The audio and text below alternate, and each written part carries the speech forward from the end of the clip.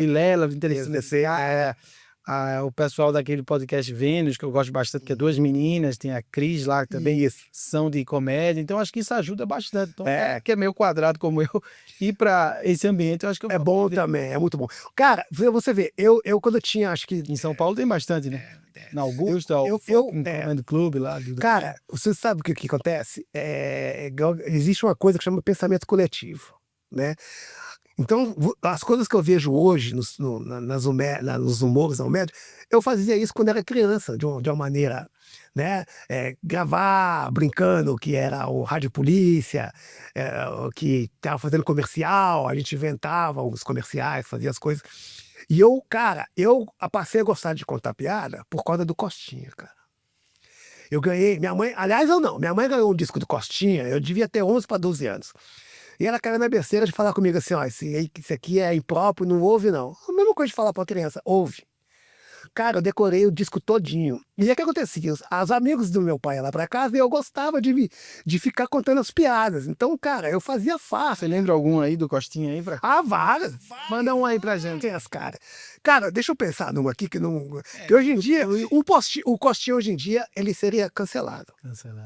Entendeu? O Costinha, ele seria cancelado. Vamos contar uma rapidinha que é legal. Diz que o português chegou pra portuguesa e falou assim, olha Maria, sabes tu, nós vamos viajar, nós temos aqui esse gambá de estimação, mas não vamos deixar passar o gambá, como vamos fazer, né? Aí chegaram lá, né, na alfândega, faz o seguinte, Maria, abre a calcinha, esconde o gambá dentro da calça.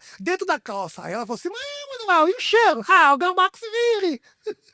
Entendeu? Tem várias, cara. Então, assim, eu gostava, José Vasconcelos, cara. Eu gostava, daquele menino, o Ari Toledo. Eu decorava tudo, então eu ficava contando, cara, sabe? Fazendo stand-up. E o stand-up, ele é comédia de cotidiano. Então, se eu contar o meu cotidiano, já é uma comédia, as coisas que aconteceram, né, na minha vida. Mas eu gostava mais daquela coisa antiga, aquelas piadas Costinha, o José Vasconcelos, Agildo Ribeiro, né? Que o Agildo Ribeiro era do caralho. Agildo Ribeiro, eu tenho uma dele que ele conta que ele... que ele tinha um apartamento pequeno e foi um dia uma vendedora de enciclopédia lá. São piadas que hoje em dia talvez não... né? Mas esses caras foram fantásticos. Então eu gostava disso. E até hoje. Cara, eu conto piada. E uma coisa, qualquer assunto que você me der, eu te conto a piada. Então, assim, os caras estão conversando um assunto, eu falo, então os caras estão conversando, não, tá, então... E vou contando a piada e eu gosto, cara, eu me divirto. Eu sou daqueles que contam a piada e ri. Sabe? Às vezes eu rio mais do que o cara. Contando piada que eu já contei 10, 20 vezes, cara. Às vezes eu tô no metrô assim, eu lembro da piada e começo a rir sozinho. Esse cara é maluco. Mas é bom, cara. Isso é vida, sabe? Essa coisa que eu acho que eu tenho legal é isso, sabe? É a primeira coisa, nunca levar nada pro pessoal, né? Saber que cada um tem os seus problemas e tudo, e ninguém vai tirar a minha paz, cara. A minha paz não depende de você, ela tá dentro de mim, né? Então é isso aí. Como é que foi esse lance aí de você fazer uma transposição para a questão da TV, que é totalmente diferente a cenografia, o ângulo, a câmera, a dinâmica da TV, em detrimento ao teatro, né? Certo. Como é que surgiu isso e como você embarcou nessa questão da TV? A primeira coisa que eu embarquei foi que eu tinha uns amigos na época do Bará Estágio que falaram comigo, vai ter um teste no SBT pro Alô Cristina. Vai lá. E eu fui fazer o teste. Só que no primeiro momento era só o teste de dança, né? E aí, como eu já tinha um pouco da Turma da Mônica, mesmo que é teatro, ela tem um time diferente, mas eu não acho assim, tão diferente, né? Para fazer. Então isso me ajuda bastante. Mas era dança no primeiro momento. Então não era teatro. Então foi fácil. Aí depois, quando eu fui fazendo outras coisas, você vai ganhando gancho no caminho. Para a moçada mais nova. Porque, na verdade, mesmo... Dá uma dimensão do que era esse Alô Cristina, como é que era o programa? Eu fiz a abertura dele, né? Era aquele, né? Alô, Cristina. Então tinha a abertura do programa, onde a gente dançava com ela, pegava ela do aeroporto, fazia as coisas todas. E depois eu fiz alguns bicos. Aí, lá no SBT... eu fiz a vinheta do SBT uma vez, aí eu fazia a figuração no... Chegou a ver o Silvio Santos, tinha contato? Não, o único que eu não vi. Eu vi o Celso Portiolli, um cara bacana, conversou comigo. Eu vi o Ratinho, eu vi o Rick Martin na época lá, entendeu? como é que eu falo? Essas pessoas, assim, né?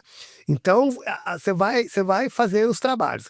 Agora, veja bem, tudo nesse primeiro momento foi mais trabalho com dança. Entendeu? A novela a gente dança lá, entra sambando, tinha até a Maite Proença fazia o filme. Na novela, eu ajudei a coreografar e fiz algumas coisas, entendeu? Na novela América.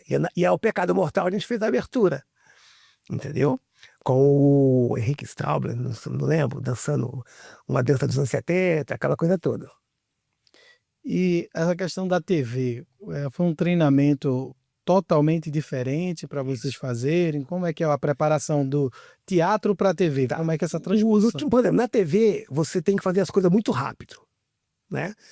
Então você recebia, a coreógrafa, né? Recebia a música, então você tinha um dia para ensaiar e um dia para gravar.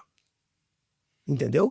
Então era 30 segundos na TV é muita coisa. Muita coisa. Então você tinha que. Você passava 2 dias assim, dava para nada, cara. Você só dormia, acordava, já tinha que ir para lá, né? Depois gravar. E na época era legal, pagava bem, sabe? Eu não sei como é que tá hoje, né? Mas aquela coisa, você fica lá atrás, o cantor tá aqui na frente cantando, e você fica lá atrás. Então, nesses acontecimentos, você faz amizade com o Daniel, conheci o João Paulo Daniel antes de morrer, né? O João Paulo, a Sula Miranda, eu trabalhei com a Sula Miranda quase 1 ano do programa dela, viajava com ela. Jaine, a loira do rodeio, trabalhei com ela um tempão, a gente viajava bastante os rodeios. Chegava no rodeio, você encontra o pessoal no camarim, fiz 2 Criança Esperança. Aí no camarim você tem contato com a galera toda, né? Paulo Ricardo, Lucinha Liz, essa galera toda. Mas, assim, são contatos que o cara, você é artista, a diferença é que você não é famoso, o outro fala. Então não é uma amizade, é um contato. Como eu tô tendo aqui com você agora, bate um papinho, o cara nem vai lembrar. Mas que a gente se conhece, né? Bateu alguns papos. É o mesmo ambiente, porque artista. Ali tá de igual para igual, né? Artista para artista, né? Não tem nenhuma diferença. Igual, e muita gente assim pergunta, pô, como é que era fulano? Eu falo, cara, ali nós temos uma relação artista-artista. A diferença é que eu não sou famoso, ele é, mas é artista. Então é um tratamento. Com o público, eu não sei como que é. Entendeu? Então as pessoas que eu viajei, por exemplo, Jaine era simpática, não é? Daniel era simpático, o pessoal. Então, com o público é diferente do tratamento com o artista. E aí, nesse momento daí da sua vida, você ficava entre o teatro e a TV ou parava quando você vai fazer teatro, você para a TV, quando você TV, para teatro? Não, é tudo junto, cara. Você tem que ir onde o dinheiro tá, como fala, onde o teu trabalho tá. Porque, cara, você tem que estar sempre... Porque você ganha um dinheiro, mas o dinheiro vai acabando, né? Ao menos que você consiga um trabalho regular, né? Mas você tinha trabalhos que são trabalhos assim, ó, 2 meses para um, 7 meses para outro, são trabalhos fechados. Na Turma da Mônica, não, foram 5 anos. Porque é uma vida muito intensa e maluca, né? Você vai se entregar completamente do trabalho, só que o trabalho dá um pique e acaba. Isso é pra você ver, tem muita gente famosa que hoje tá passando dificuldade, né? Então é isso, você tem que estar correndo, cara. Aí desconstrói tudo aquilo que você trabalhou, mais fazer aquele espetáculo e já vai para outro. Mas o amor à arte é maior, cara. Né? Porque, cara, eu só tenho a agradecer a Deus, eu fui muito feliz, cara, muito legal. Não pelos trabalhos, cara, pelo ambiente. Fazer o que ama, né? Isso. Fazer o que ama uma vida inteira, né? Eu sou quase, põe aí, 40 e tantos anos de profissão.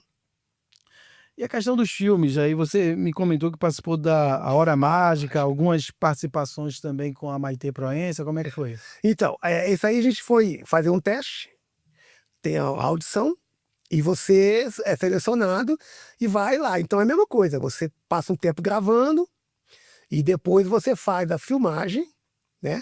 Então, por exemplo, no filme A Hora Mágica, que é um filme, acho que se não me engano, de 98, cara, a gente dança um samba, né?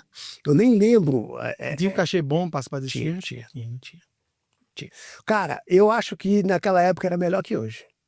Hoje a pessoa quer, às vezes, fazer troca de imagem, né? Hoje tem uma parada que dizem, principalmente nas grandes emissoras, né? Para não citar o nome aqui, de que pô, já é um prazer você estar aqui. Isso. Então a sua imagem está sendo exposta. E aí, a partir daí, você vai buscar comerciais, a exposição, mas aqui você não vai ganhar dinheiro, você vai ganhar dinheiro lá fora. Existia isso? Não, existe ainda. Hoje é assim? Ainda é. Mas como é que o artista vai sobreviver assim? Cara, tem que ser muito dinâmico para ficar buscando fora, né? é que, veja bem, na verdade, quando você sai na Globo, você é visto pelo Brasil inteiro. E você vê, por exemplo, nas famosas, tem os caras lá, passa o nome, aquela coisa. Então você já tem um gancho ali, cara, que ajuda, entendeu? Mas, mesma coisa, tem muito ator global que hoje está sem trabalho também, né? Então, é a vida, cara. Você tem que ir sem medo e ir fazendo as coisas.